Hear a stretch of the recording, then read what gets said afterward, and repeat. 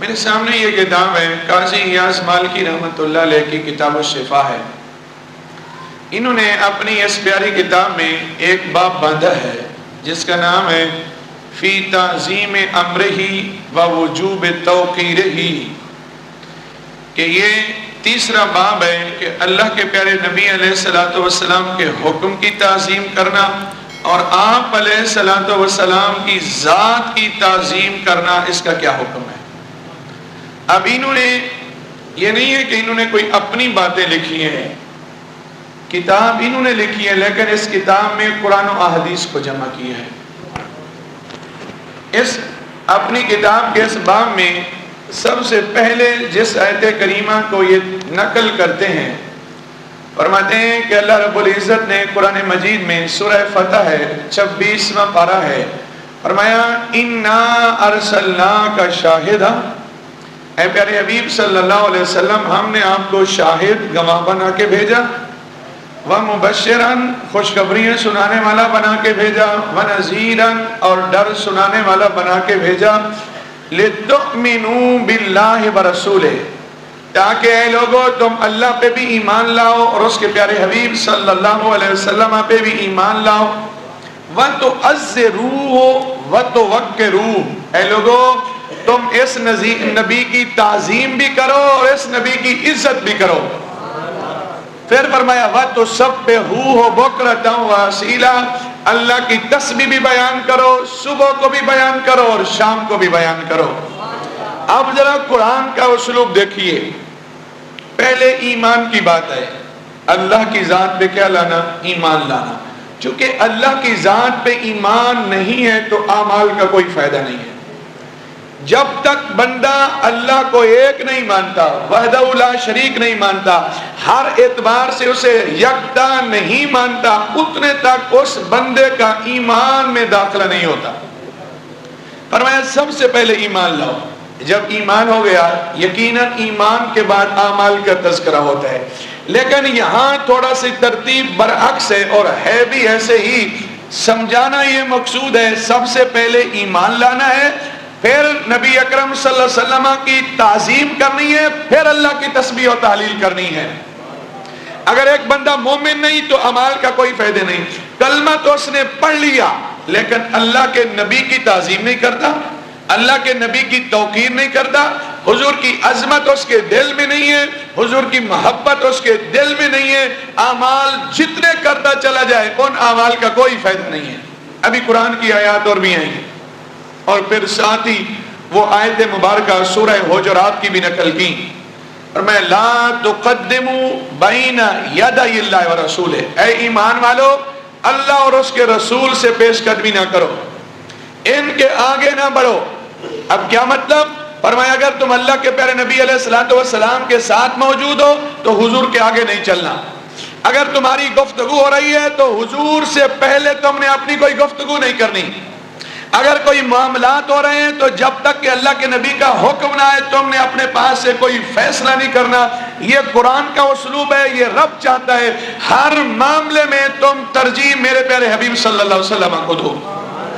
پھر ساتھ اگلی آیت نقل کی، لا تجعلوا دعاء الرسول بینکم کدعاء بعضکم بعضا، اے لوگو رسول کو ایسے نہ پکارو جیسے تم ایک دوسرے کو پکارتے ہو۔ اگر تم رسول کو اس طریقے سے پکارتے ہو جیسے تم آپس میں گفتگو کرتے ہو تو تم قرآن پہ عمل کرنے والے نہیں ہیں۔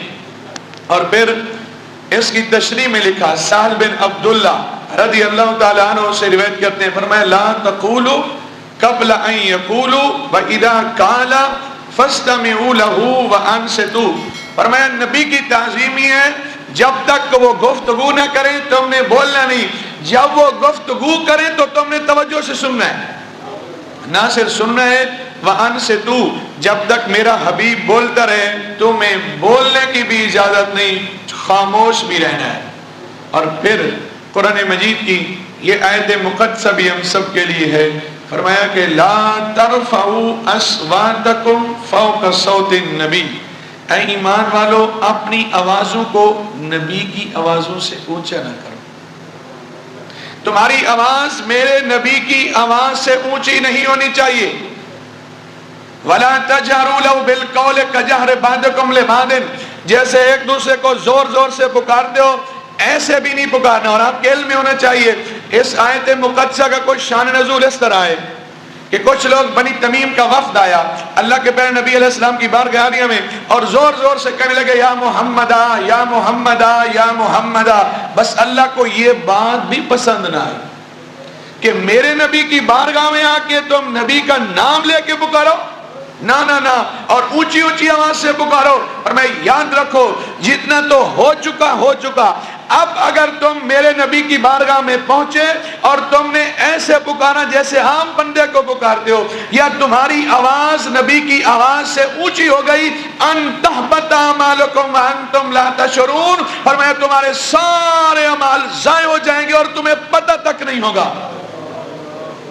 نبی کی تعظیم کا اندازہ دیکھیے, اگر غلطی ہو جائے نا بندے کو پتہ چل جائے پھر بھی کہیں نہ کہیں بچت ہو جاتی ہے, لیکن یہ ہے نبی کی تعظیم, یہ ہے نبی کا ادب, یہ میرے پیارے حبیب صلی اللہ علیہ وسلم کی شان ہے. فرمایا یہاں ذرہ بھر بھی تم لوگوں نے گستاخی کی تو پھر سمجھ لو سارے اعمال, انت تحبط اعمالکم, اعمال عمل کی جمع ہے, چاہے اس میں نمازیں ہوں, چاہے اس میں روزے ہوں, چاہے حج ہو, زکات ہو, جتنے اعمال ہی کیوں نہ ہو, نبی کی گستاخی ہوئی نہیں, سارے اعمال منہ پہ مار دیے جائیں گے اور تمہیں پتہ تک نہیں ہوگا.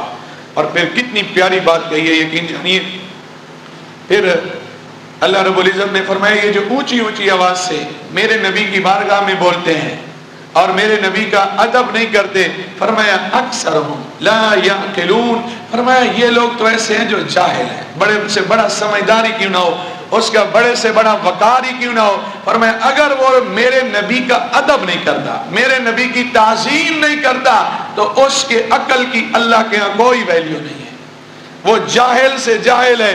اور پھر قربان جاؤں اللہ کے پیارے نبی علیہ السلام کی عظمت اور شان پہ پھر بتایا بھی گیا کہ تم اگر نبی کو پکارنا چاہو تو کیسے پکارو.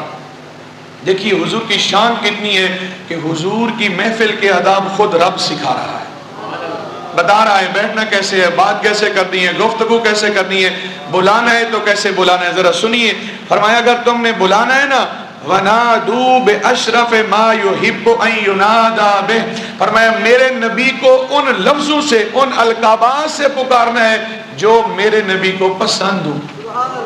مگر سے بول دیئے سبحان اللہ. فرمایا ان الفاظ سے پکارنا ہے جو میرے نبی کو پسند ہو. اب ذہن میں آتا ہے اور نبی کو پسند کیا ہے, یہ یہاں موجود ہیں. فرمایا میرے نبی کو جو سب سے زیادہ پسند ہے وہ لفظ ہے یا رسول اللہ. نعرہ تکبیر, اللہ اکبر, نعرہ رسالت, یا رسول اللہ. نعرہ حیدری. فرمایا یا رسول اللہ, یا نبی اللہ. آپ دیکھنا چاہیں تو دیکھ سکتے ہیں. فرمایا ان الفاظ سے پکارنا ہے جو القابات میرے نبی کو پسند ہوں, اور وہ لفظ یہ ہے یا رسول اللہ, یا نبی اللہ. فرمایا پکارنا ہے تو یا رسول اللہ کہہ کے پکارنا ہے, پکارنا ہے تو یا حبیب اللہ کہہ کے پکارنا ہے, پکارنا ہے تو یا نبی اللہ کہہ کے پکارنا ہے, پکارنا ہے تو یا نور اللہ کہہ کے پکارنا ہے. اور پھر آپ پورا قرآن اٹھا کے دیکھیے, اللہ تو خالق ہے, وہ تو جس کو چاہے جیسے پکارے.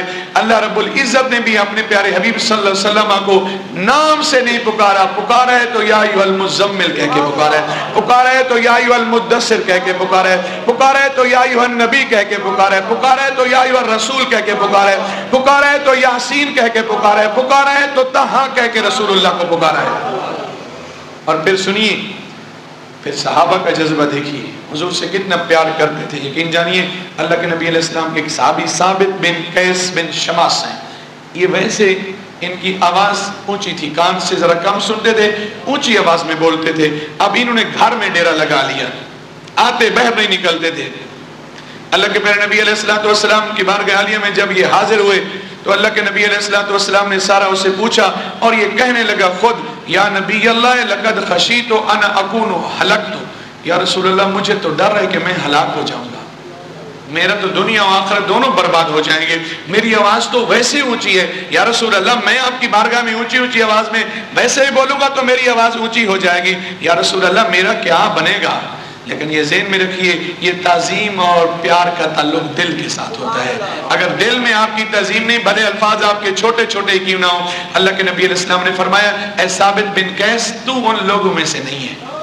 اور پھر رسول اللہ دیکھیے جب دل میں تڑپ ہوتی ہے نا، اللہ کے نبی علیہ السلام نے انعام کتنا دیا. فرمایا یا ثابت تم کہہ رہے ہو کہ تم ہلاک ہو جاؤ گے، میرے ادب کی وجہ سے تم گھر میں پابند ہو، کہیں آواز انجانے کی وجہ سے اونچی نہ ہو جائے. ثابت سن لو، اگر تیرے دل میں میری محبت ہے نا، اما تردا ان تعیش حمیدن، سن تو زندگی گزارے گا تو بڑی اچھی زندگی گزرے گی، وتقتل شہیدن، اور جب تو مرے گا تو اللہ تجھے شہادت کا رتبہ عطا فرمائے.